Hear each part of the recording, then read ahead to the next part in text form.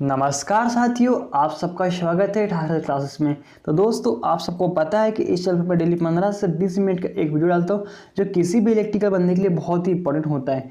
तो चलिए साथियों, आज का सेशन स्टार्ट करते हैं। जैसे कि मेरे डेस्कटॉप पे आप देख पा रहे हो, देखते पहला क्वेश्चन क्या बोलना चाह रहा है। एक ट्रांसफार्मर की जो दक्षता होती है ना, वो कितनी होती है। तो साथियों, बहुत अच्छा क्वेश्चन है और रिपीटेबल क्वेश्चन है, कई बार एग्जाम में आ चुका है। जो अपना ट्रांसफार्मर होता है उसकी दक्षता होती है 98% होती है। ठीक है, अगर सपोज वो आपको आइडियल कंडीशन में बोलता है कि ट्रांसफार्मर की दक्षता कितनी होती है, तो उस कंडीशन में आपको कब कितनी लगाना, 100% लगाना, आइडियल कंडीशन में बोलेगा तो। ठीक है, अभी उन्होंने मात्र हमें क्या बोला है, ट्रांसफार्मर की दक्षता पूछा, तो इसीलिए हम क्या करेंगे, इसमें 98% लगा देंगे। क्योंकि आप सबको पता होगा कि जो ट्रांसफार्मर होता है इसमें कोई भी मूवेबल पार्ट नहीं होता। यह एक स्टैटिक डिवाइस है जो क्या करता है, वोल्टेज को स्टेप अप तथा स्टेप डाउन करने का कार्य करता है। ठीक है, क्वेश्चन क्लियर हो गया होगा साथियों। आगे देखते हैं नेक्स्ट क्वेश्चन क्या बोलना चाह रहा है। नेक्स्ट क्वेश्चन है अपना, एक ट्रांसफार्मर में फुल लोड पर कॉपर क्षति का मान 900 वाट हो तो आधे भार पर कॉपर क्षति का मान क्या होगा। तो दोस्तों, हमें क्या करना है, इन्होंने बता दिया है कि फुल लोड पे कितना है अपना, 900 वाट है, तो वह हाफ लोड पे कितना होगा, आधे भार पर कितना होगा। तो आप सबको पता होना चाहिए कि आधे भार पर जो अपना कॉपर लॉस होता है वो कितना हो जाता है, 1/4 गुना हो जाता है। तो ठीक है, तो हमको दिया हुआ है कितना, फुल लोड का क्या होता है, 1/4 गुना हो जाता है। तो फुल लोड यहाँ पे आप सब देख पा रहे हो कि 900 वाट दिया है, इसका क्या हो जाएगा दोस्तों, 1/4 गुना हो जाता है, 1/4। ठीक है, 4 से जब आप इसको काट देना है ना, 4 का 4, 4 दूनी 8, 1 बच गया। ठीक है, 4 का 4, 4 दूनी 8, कितना बचा साथी यहाँ पे 2, मतलब कि 20, 4 पंचे 20, कितना आ जाएगा साथी, इसका आपका आंसर आ जाएगा 225 वाट, इसका आंसर आ जाएगा। ठीक है, साथ में आपको और एक चीज़ पता होना चाहिए साथियों कि कॉपर लॉस का जो कॉपर लॉस होता है ना, कॉपर लॉस भार को दुगुना करने पे क्या होता है, वो चौगुना हो जाता है ना। अगर सपोज जो कॉपर लॉस है उसको हम दुगुना करेंगे तो वो क्या हो जाता है, 4 गुना अधिक हो जाता है। यह भी पता होना चाहिए आपको। ठीक है, लेकिन अभी उन्होंने क्या बोला हमें, अगर 900 वाट हो तो आधे भार पर, मतलब क्या किया, आधे भार पर कितना होगा, तो कितना हो जाएगा 225 वाट, इसका आंसर निकल के आ रहा है, जैसे कि आपके सामने अभी मैंने निकाल के बताया। ठीक है, आगे देखिए साथियों क्या बोलना चाह रहा है। क्वेश्चन है अपना, एक ट्यूबलाइट को चलाने पर उसके सिरे लाल होते हैं परंतु वह प्रकाशित नहीं होता, तो इसका कारण क्या है। मतलब यह, मतलब जो अपना स्टार्टर होता है ना साथियों, वह क्या है, इसका मतलब वह 60 हो गया है, मतलब कि पूरा तरीके से वो 60 हो गया है ना। तथा आपको यह भी पता होना चाहिए कि जो अपना स्टार्टर होता है ना, उसमें हीलियम गैस भरी हुई होती है। ठीक है, तथा जो अपना ट्यूबलाइट होता है साथियों, उसके अंदर में मरकरी, मतलब कि Hg, मरकरी की जो होती है ना, मरकरी भरा होता है, तथा आर्गन गैस भरी हुई होती है। ठीक है, आपको यह भी पता होना चाहिए। ठीक है, ये यहाँ पे देखिएगा, ये जो अपना क्या बोलना चाहिए, स्टार्टर होता है ना, इसमें एक बायोमेट्रिक द्विधात्विक पत्ती होती है। ठीक है, यहाँ पे, ठीक है, और इधर में नीचे में यहाँ पे चोक लगा हुआ होता है। ठीक है, तो क्वेश्चन आपको क्लियर हो गया साथियों, यह क्या हो गया, स्टार्टर 60 हो गया है। ठीक है, आगे देखिए नेक्स्ट क्वेश्चन क्या होता है। नेक्स्ट क्वेश्चन है अपना कि सभी को श्रेणी में जोड़ने पर निम्न में से कौन सा लैंप वोल्टेज अधिक ड्रॉप करेगा, है ना, अधिक वोल्टेज ड्रॉप करेगा। तो दोस्तों, वह कौन सा होगा अपना, जो 10 वाट का लैंप होगा ना, वह अधिक वोल्टेज को ड्रॉप करेगा। ठीक है, आगे देखिए नेक्स्ट क्वेश्चन क्या बोलना चाह रहा है। 600 आरपीएम सिंक्रोनस गति वाली मोटर की स्लिप का मान 3% हो तो रोटर की गति का मान क्या होगा। तो दोस्तों, इसके लिए बहुत अच्छा एक फार्मूला है, आपको याद होना चाहिए। हमें देखिए स्लिप दे चुका है, स्लिप कितनी दे चुका है, यहाँ पे 3% दिया हुआ है, जैसे कि काय में क्वेश्चन में दिया हुआ है। ठीक है ना, तथा साथ ही उसमें और क्या दिया है, 600 आरपीएम सिंक्रोनस, मतलब कि जो एनएस की स्पीड है कितनी दी है, 600 आरपीएम दी हुई। ठीक है, तो आपको जो स्लिप होता है ना, उसका निकालने का फॉर्मूला कुछ इस टाइप से होता है, आपको पता होना चाहिए। परसेंटेज स्लिप बराबर क्या होता है साथियों, उसमें एन एस, मतलब कि सिंक्रोनस स्पीड माइनस के एन आर अपॉन कितना हो जाएगा, एन एस इंटू के 100 होता है। ठीक है, ये आपको फार्मूला याद रखना, ये एग्जाम की दृष्टि से इंपॉर्टेंट है।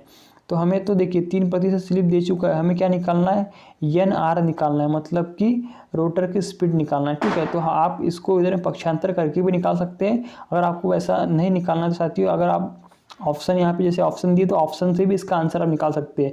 जैसे कि इसका आंसर आ रहा है 582, तो चलिए इसको रख के हम आंसर निकालते हैं इसमें। ठीक है, देखिए मैं इसको ऑप्शन की सहायता से निकाल कर बताता हूँ कि एस बराबर क्या था अपना, एन एस माइनस के एन आर अपॉन के एन एस इंटू के 100 था, ठीक है। तो एन एस अपना दिया हुआ है 600 आरपीएम दिया हुआ है, ठीक है। एन आर यहाँ पे कितना दिया 582 दिया हुआ है, ठीक है। तो 582 को यहाँ पे जब रख दोगे अपन नीचे में इसको 600 कर देना, ठीक है। इंटू कितना आ जाएगा 100 आ जाएगा, ठीक है। तो जब अब 600 में से देखिए कितना जाएगा 582 जब जाएगा तो वहाँ पे कितना बचेगा 18, ठीक है।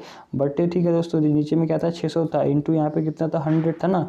तो ये 2 जीरो से 2 जीरो कैंसिल हो जाएगा, 6 का 6 6 दूनी 12 3 6 तिया 18। तो देखिए आपका जो 3% स्लिप है ना ये आ गया ना।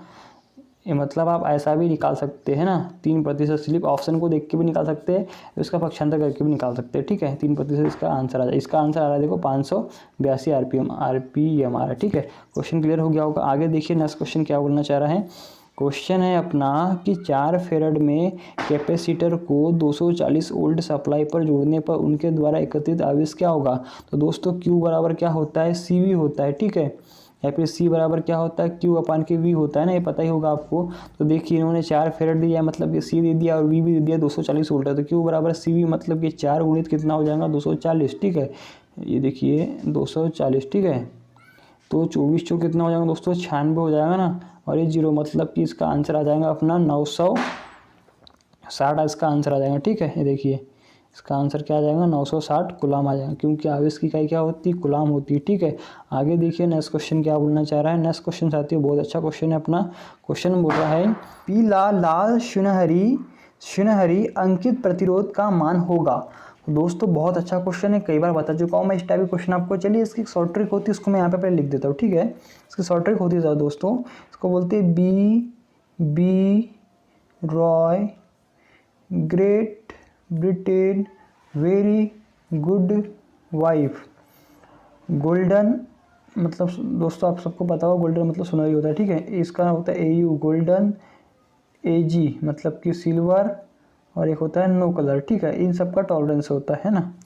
तो चलिए मैं इसका पहले 1 2 3 लिख देता हूँ ना। तो ये 0 से स्टार्ट होता है, 0 1 2 3 4 5 6 7 8 ये 9 हो जाएगा, ठीक है। AU अपना काय का है, ये सोने का है, ठीक है। ये 10वें नंबर पे आता है। ये AG सिल्वर 11वें नंबर पे आता है, और ये तो 12वें नंबर पे रहता है, क्या बोलते हैं नो कलर। ये कोई इसका होता नहीं वैसे तो, है ना। तो देखते हैं इसने क्या क्या दिया हुआ है अपने को। जैसे कि क्वेश्चन में आप देख पा रहे होंगे, पहले दिया है पीला। तो पीला कितने नंबर पे दोस्तों, येलो देखिए येलो आ रहा है यहाँ पे 4 नंबर पे, ठीक है। तो 4 लिख देना आप, ठीक है। उसके बाद दिया लाल, तो लाल कितने नंबर पे आ रहा है, लाल आ रहा है अपना 2 नंबर पे, ठीक है। तो ये पहली और दूसरी 2 डिजिट होती है, तीसरी डिजिट क्या की होती है दोस्तों, मल्टीपल की होती है, ठीक है।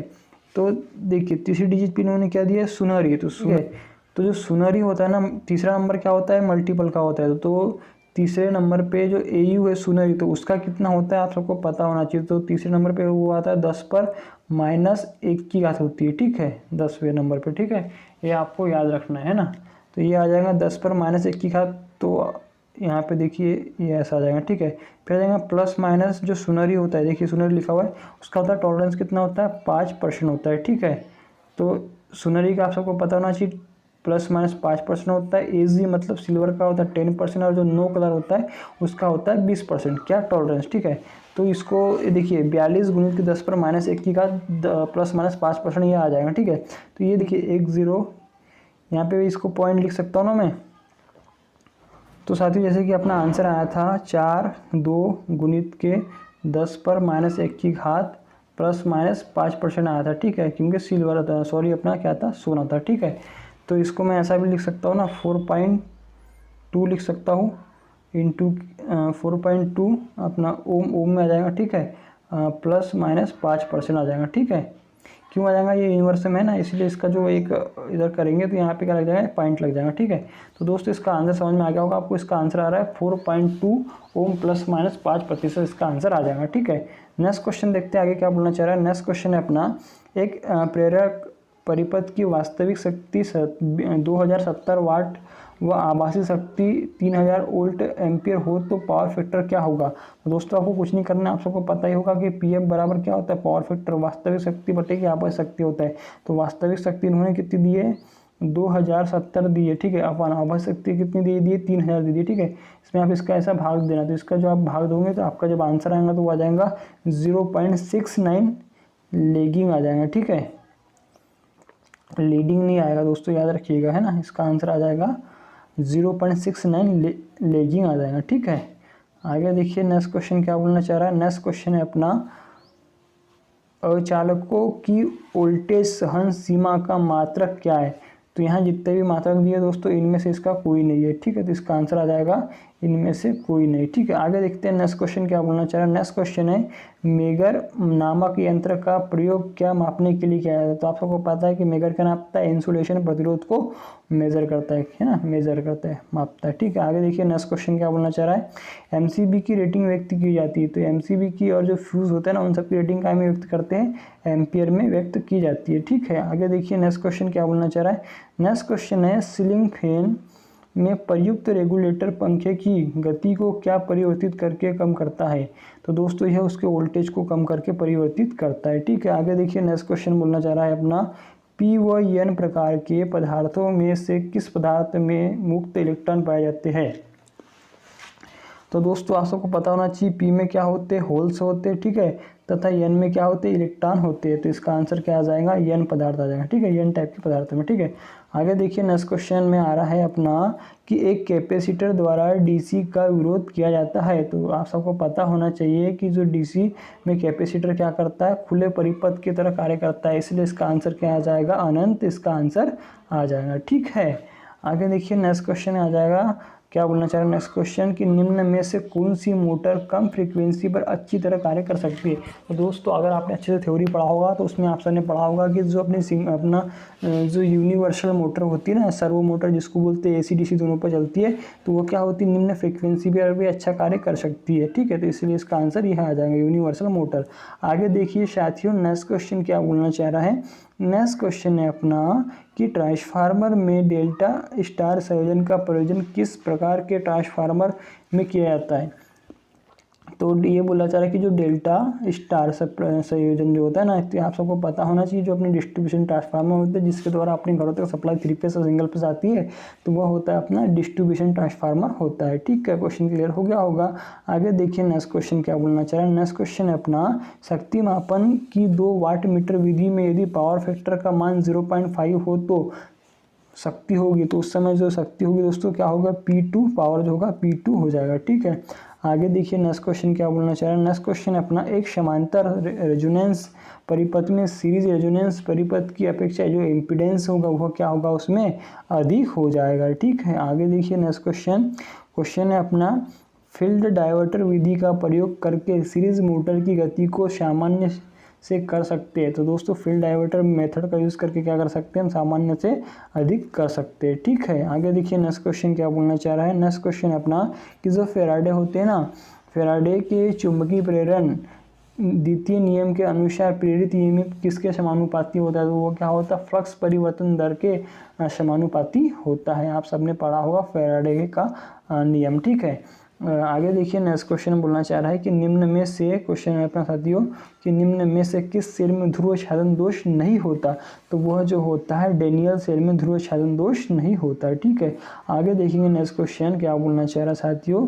नेक्स्ट क्वेश्चन है अपना कि निकिल आयरन सेल की धन प्लेटें बनी होती है। जो निकिल आयरन सेल होता है ना, उसको बोलते हैं दोस्तों, उसकी जो प्लेटें बनी होती है वो बनी होती है अपने निकिल हाइड्रोक्साइड, जिसको क्या बोलते हैं, NiOH